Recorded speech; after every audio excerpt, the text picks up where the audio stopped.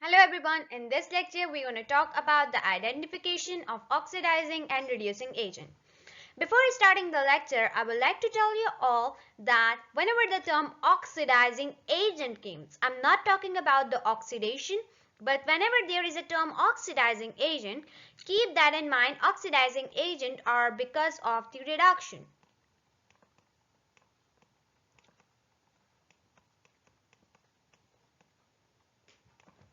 That probably means whenever there is process of reduction, so those materials are called oxidizing agent, and whenever there is a reducing agent, that is cause of the oxidation.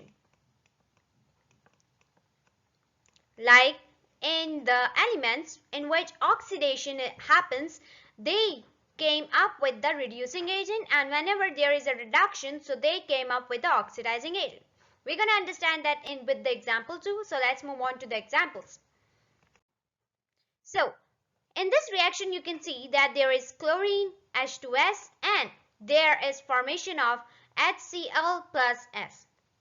Now here first you have to find out the oxidation number.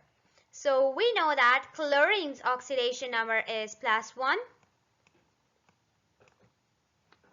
But here, one thing to be noted is that oxidation number should consist of two elements. So here oxidation number would be 0. After that, here these are two ratios. Here we're going to cross the ratio. First this side would be negative and this side would be positive. Now cross the ratios. This would be +1 and this would be +2. Crossing.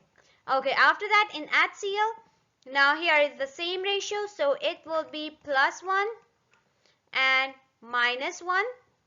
After that S would be 0. Now let's see what happens. Now here if you're going to see the Cl here is probably 0, but here Cl becomes, let me go there. Now here Cl's become -1. That probably means that there is reduction. I'm writing RED, that probably is abbreviation for reduction.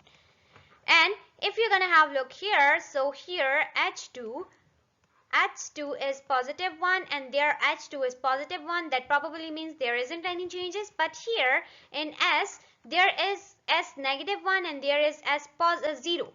Now there is increase in the molecules. So this is called oxidation, OX. As I told you that reduction produces oxidizing agent and oxidation produces reducing agent. So we're going to write the reactant side like oxidizing and reducing agent. So here the Cl2 is doing reduction, so it will be oxidizing agent Cl2. And here H2S is doing oxidation, so it will be reducing agent H2S.